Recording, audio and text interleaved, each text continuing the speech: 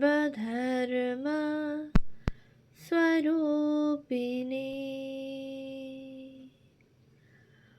अवतार वरिष्ठाय रामकृष्णाय ते नमः।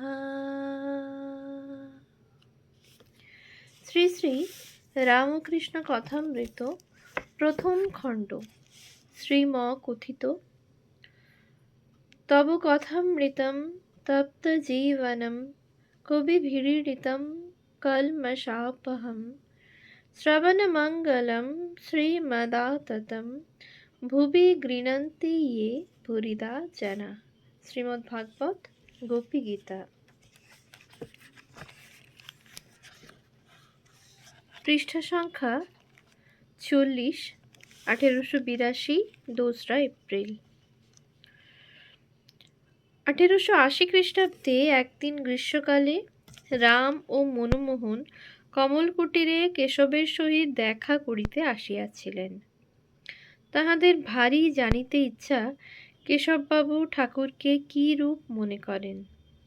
তাহারা বলিয়াছেন, কেশববাবুকে জিজ্ঞাসা করাতে বলিলেন, দক্ষিণেশ্বরের পরমহংস সামান্য নহেন, এক্ষণে পৃথিবীর মধ্যে এত বড় লোক কেহ নাই। ইনি এত সুন্দর, এত অসাধারণ ব্যক্তি, ইহাকে অতি সাবধানে সন্তর্পণে রাখতে হয়, অযত্ন করলে এর দেহ থাকবে না। যেমন সুন্দর মূল্যবান জিনিস গ্লাস কেসে রাখতে হয়। পয়লা জ্যৈষ্ঠ 14 মে 1875 শ্রীরামকৃষ্ণ আবার বেলঘরের বাগানে আসেন। ভারত আশ্রম লিবেল স্যুট শেষ হয় 30 এপ্রিল 1875, 18 বৈশাখ 1282। কেশব ওই বাগানে তখনও ছিলেন। 1880 শ্রীরামকৃষ্ণ কামারপুকুরে 8 মাস ছিলেন। 3রা মার্চ বুধবার 21শে ফাল্গুন হইতে 10ই অক্টোবর 1880 25শে আশ্বিন পর্যন্ত। ইতিমধ্যে শিওর, শ্যামবাজার, কয়াপাঠে কীর্তনানন্দ। ফিরবার সময় কোতলপুরে ভদ্রদের বাড়ি সপ্তমী পূজায় আরতি দেখেছিলেন। রাস্তায় কেশবের প্রেরিত ব্রাহ্মভক্তের সঙ্গে দেখা হইয়াছিল। কেশব চিন্তিত, ঠাকুরকে কয় মাস দেখেন নাই। কামারপুকুরে থাকিবার সময় রঘুবীরের জমি ক্রয়। ইহার কিছুদিন পরে 1881 মাঘ উৎসবের সময় জানুয়ারি মাসে কেশব শ্রীরামকৃষ্ণকে দর্শন করিতে দক্ষিণেশ্বরে যান। তখন রাম, মনমোহন, জয়গোপাল, সেন প্রভৃতি অনেকেই উপস্থিত ছিলেন।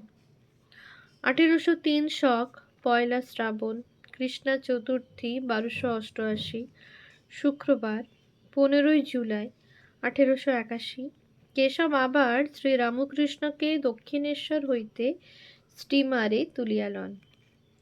1881 নভেম্বর মাসে মনমোহনের বাটিতে যখন ঠাকুর শুভাগমন করেন ও উৎসব হয়, তখনও কেশব নিমন্ত্রিত হইয়া উৎসবে যোগদান করেন।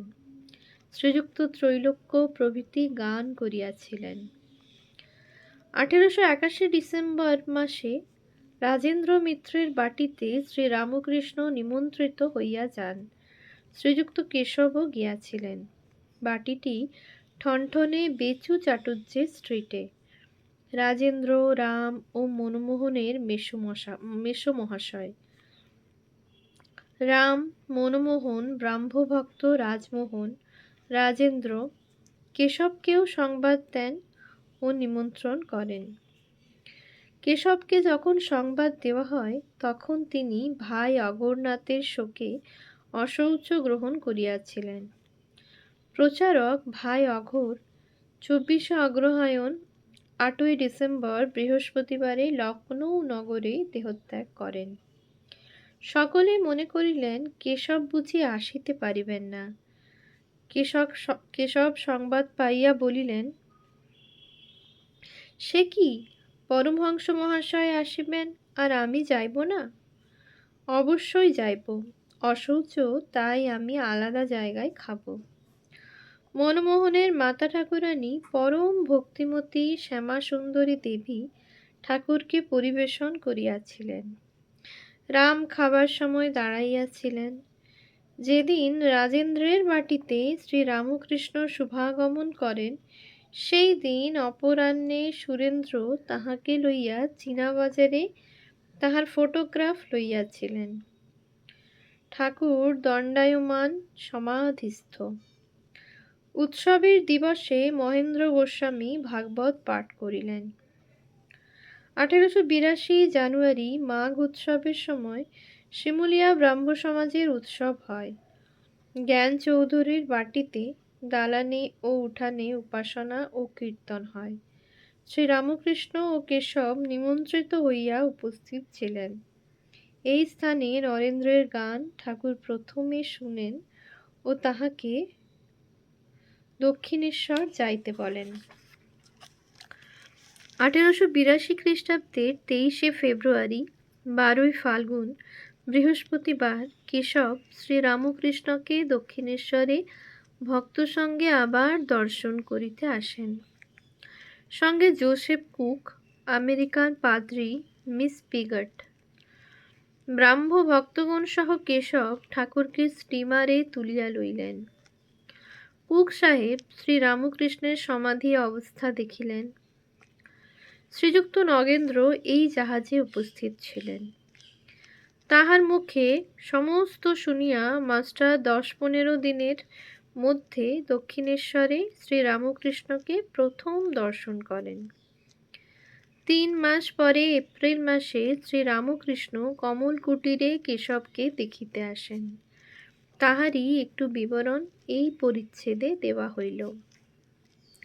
শ্রীরামকৃষ্ণের কেশবের প্রতি স্নেহ, জগন্মাতার কাছে ডাব চিনি মানা। আজ কমল কুটিরে সেই বৈঠকখানা ঘরে ঠাকুর শ্রীরামকৃষ্ণ ভক্ত সঙ্গে উপবিষ্ট। 2 এপ্রিল 1882 বেলা 5টা। কেশব ভিতরের ঘরে ছিলেন। তাহাকে সংবাদ দেওয়া হইল। তিনি জামা চাদর পরিয়া আসিয়া প্রণাম করিলেন। তাহার ভক্ত বন্ধু কালীনাথ বসু পীড়িত তাহাকে দেখিতে যাইতেছেন। ঠাকুর আসিয়াছেন। কেশবের আর যাওয়া হইল না। ঠাকুর বলিতেছেন, তোমার অনেক কাজ, আবার খবরের কাগজে লিখতে হয়, সেখানে দক্ষিণেশ্বরে যাবার অবসর নাই, তাই আমি তোমাকে দেখতে এসেছি। তোমার অসুখ শুনে ডাব চিনি মেনেছিলুম। মাকে বললুম, মা, কেশবের যদি কিছু হয় তাহলে কলিকাতায় গেলে কার সঙ্গে কথা কইব? শ্রীযুক্ত প্রতাপ আদি ব্রাহ্মভক্তদের সহিত শ্রীরামকৃষ্ণের অনেক কথা কহিতেছেন। কাছে মাস্টার বসিয়া আছেন দেখিয়া তিনি কেশবকে বলিতেছেন, ইনি কেন ওখানে দক্ষিণেশ্বরে যান না, জিজ্ঞাসা করতো গা। এ তো ইনি বলেন মাঘ ছেলেদের উপর মন নাই। মাস্টার সবে 1 মাস ঠাকুরের কাছে যাতায়াত করিতেছেন। শেষে যাইতে কয়দিন বিলম্ব হইয়াছে, তাই ঠাকুর এইরূপ কথা বলিতেছেন। ঠাকুর বলিয়া দিয়াছিলেন, আসতে দেরি হলে আমায় পত্র দেবে। ব্রাহ্ম ভক্তেরা শ্রীযুক্ত সামাধ্যায়ীকে দেখাইয়া ঠাকুরকে বলিতেছেন, ইনি পণ্ডিত, বেদ আদি শাস্ত্র বেশ পড়িয়াছেন। ঠাকুর বলিতেছেন, হাঁ, এর চক্ষু দিয়া এর ভিতরটি দেখা যাচ্ছে, যেমন সার্সির দরজার ভিতর দিয়া ঘরের ভিতরকার জিনিস দেখা যায়। শ্রীযুক্ত ত্রৈলোক্য গান গাইতেছেন। গান গাইতে গাইতে সন্ধ্যার বাতি জ্বালা হইল। গান চলিতে লাগিল। গান শুনিতে শুনিতে ঠাকুর হঠাৎ দণ্ডায়মান, আর মার নাম করিতে করিতে সমাধিস্থ। কিঞ্চিৎ প্রকৃতিস্থ হইয়া নিজেই নৃত্য করিতে করিতে গান ধরিলেন। সুরাপান করি না আমি সুধা খাই জয় কালী বলে, মন মাতালে মাতাল করে, মদ মাতালে মাতাল বলে। গুরুদত্ত গুড় লয়ে প্রবৃত্তি তাই মশলা দিয়ে, জ্ঞান সুরিতে চুয়ায় ভাটি পান করে মোর মন মাতালে। মূল মন্ত্র যন্ত্র ভরা শোধন করি বলে তারা, প্রসাদ বলে এমন সুরা খেলে চতুর্বর্গ মেলে। শ্রীযুক্ত কেশবকে ঠাকুর স্নেহপূর্ণ নয়নে দেখিতেছেন, যেন কত আপনার লোক, আর যেন ভয় করিতেছেন কেশব পাছে অন্য কারু অর্থাৎ সংসারের হয়েন। তাহার দিকে তাকাইয়া আবার গান ধরিলেন। কথা বলতে ডরাই, না বললেও ডরাই, মনের সন্দেহ হয় পাছে তোমা ধনের হারাই হারাই। আমরা জানি যে মন তোর, দিলাম তোরে সেই মন্তর, এখন মন তোর, যে মন্ত্রে বিপদেতে তরি তরায়। আমরা জানি যে মন তোর, দিলাম তোরে সেই মন্তর, এখন মন তোর। অর্থাৎ সব ত্যাগ করে ভগবানকে ডাকো, তিনিই সত্য আর সব অনিত্য। তাকে না লাভ করলে কিছুই হলো না, এই মহামন্ত্র। আবার উপবেশন করিয়া ভক্তদের সঙ্গে কথা কহিতেছেন। তাহাকে জল খাওয়াইবার জন্য উদ্যোগ হইতেছে। হলঘরের এক পাশে একটি ব্রাহ্মভক্ত পিয়ানো বাজাইতেছেন। শ্রীরামকৃষ্ণ হাস্যবদন বালকের ন্যায় পিয়ানোর কাছে গিয়া দাঁড়াইয়া দেখিতেছেন। একটু পরেই অন্তঃপুরে তাহাকে লইয়া যাওয়া হইল। জল খাইবেন, আর মেয়েরাও প্রণাম করিবেন। ঠাকুর শ্রীরামকৃষ্ণের জলসেবা হইল। এইবারে তিনি গাড়িতে উঠিলেন। ব্রাহ্মভক্তেরা সকলেই গাড়ির কাছে দাঁড়াইয়া আছেন। কমল কুটির হইতে গাড়ি দক্ষিণেশ্বর মন্দির আভিমুখে যাত্রা করিল। ওম শান্তি শান্তি শান্তি। হরি ওম তৎসৎ। শ্রীরামকৃষ্ণার্পণমস্তু।